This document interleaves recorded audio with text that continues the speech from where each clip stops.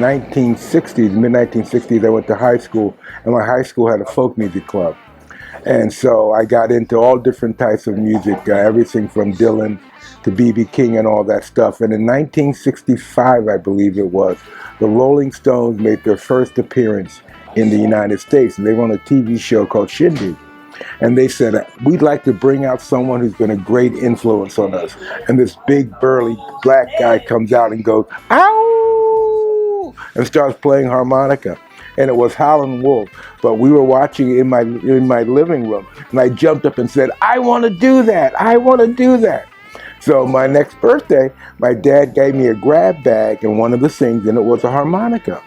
So I had the folk music club, and I was just, trying to learn to play harmonica. There's this harmonica player named Tony Little Son Glover, played with John Kerner and all that. And he wrote a book called Blues Harmonica, so I studied that book. And Philly had a great music scene.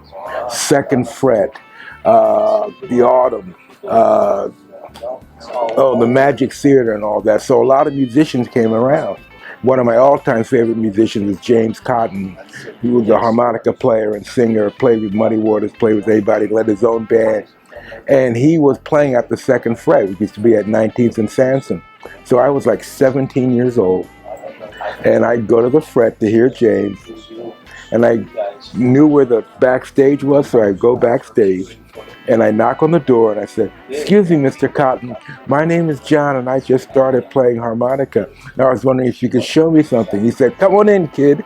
And so she showed me some things, and I met a lot of different musicians and all that. So I've been playing since it was about 1966, 1967.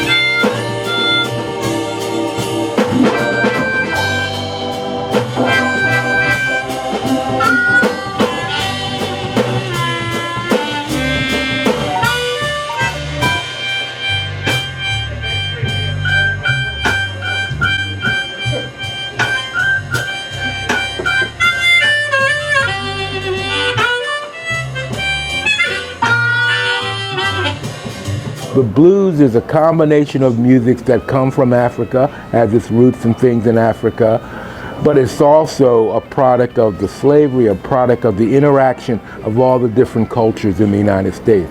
Most people don't realize that the banjo is an African instrument, the bonjour. It's an African instrument, but that shows how things have mixed. The guitar is a European instrument. So when people think of blues, they think of B.B. King, Buddy Guy, blues guitarists, and all that type of stuff.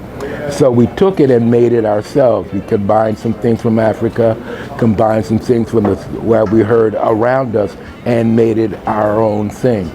And before recorded blues, people would go to juke joints or house parties and all that type of stuff, and people would hear different types of things, and it would just spread in different styles.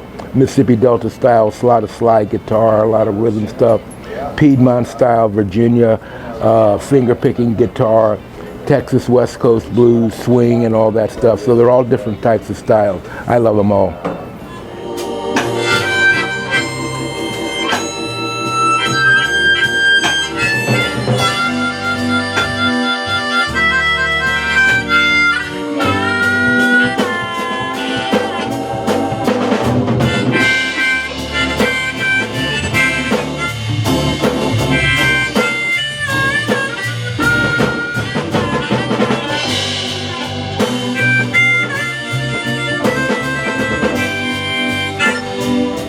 Well, some people would say it started in the Mississippi Delta.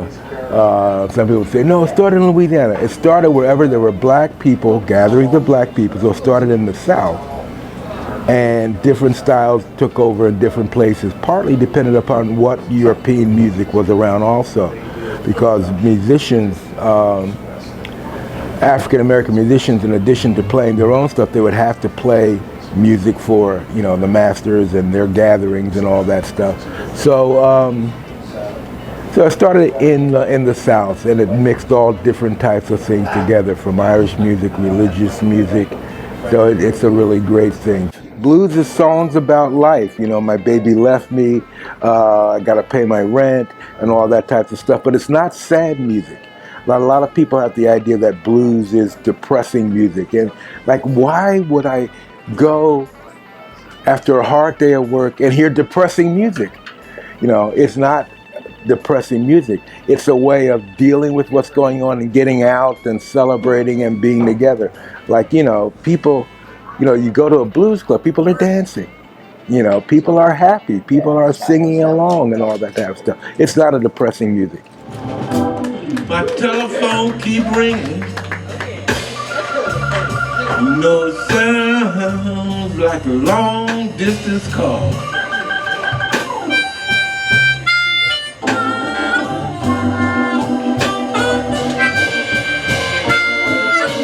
I hear my telephone ringing. Lord, it sounds like a long distance call.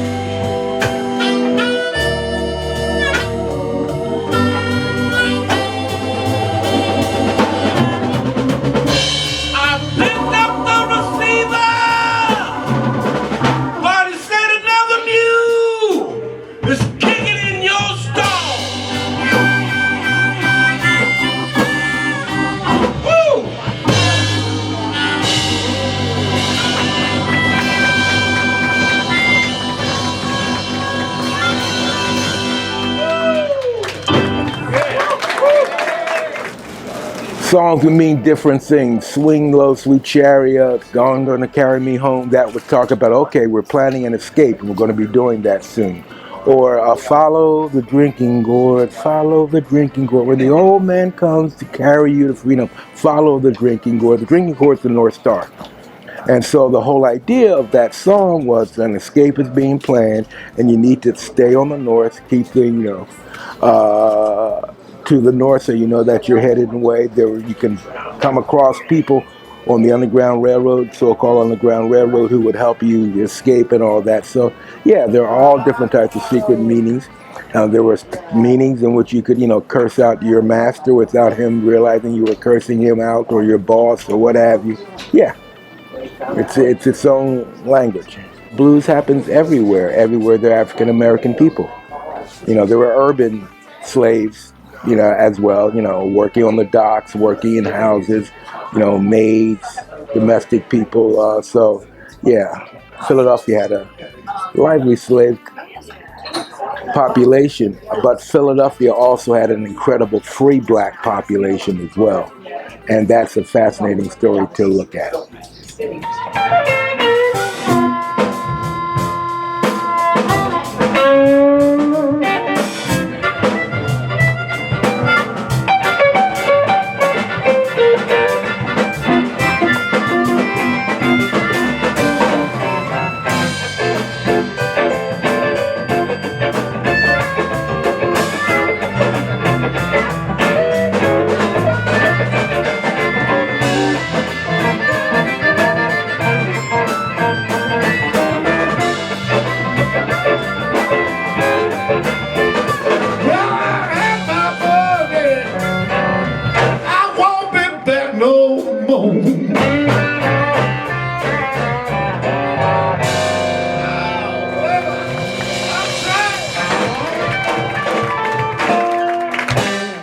I got into the blues in the 60s, and there was a lot of blues influence in all kinds of music, whether it was rock or straight blues, and it was once I got the feel for it, I never turned back. It's an inner feeling you have about the love of it and the feel of it, and there's a lot of depth and passion, even though it's somewhat simplistic compared to like jazz or some rock and roll stuff. So Rhythm and blues, jazz, doo-wop, blues at the core of all of that. When you listen to all of those great styles of music, to me, to my ears, it all goes back to the original blues.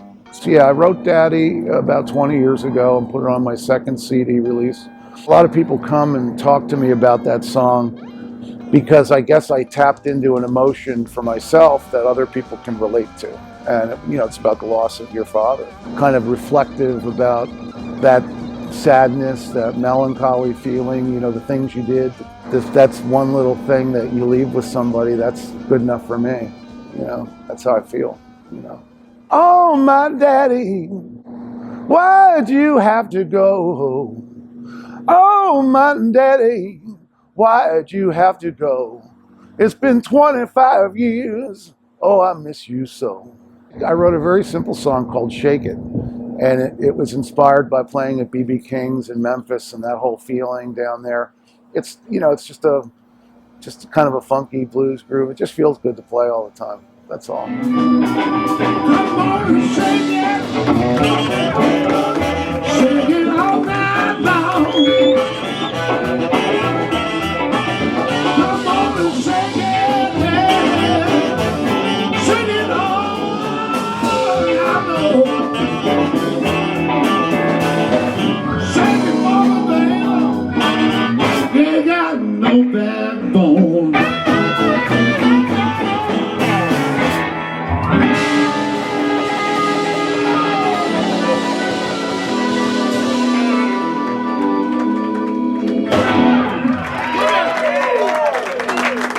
Something right there. How about the orchestra, ladies and gentlemen?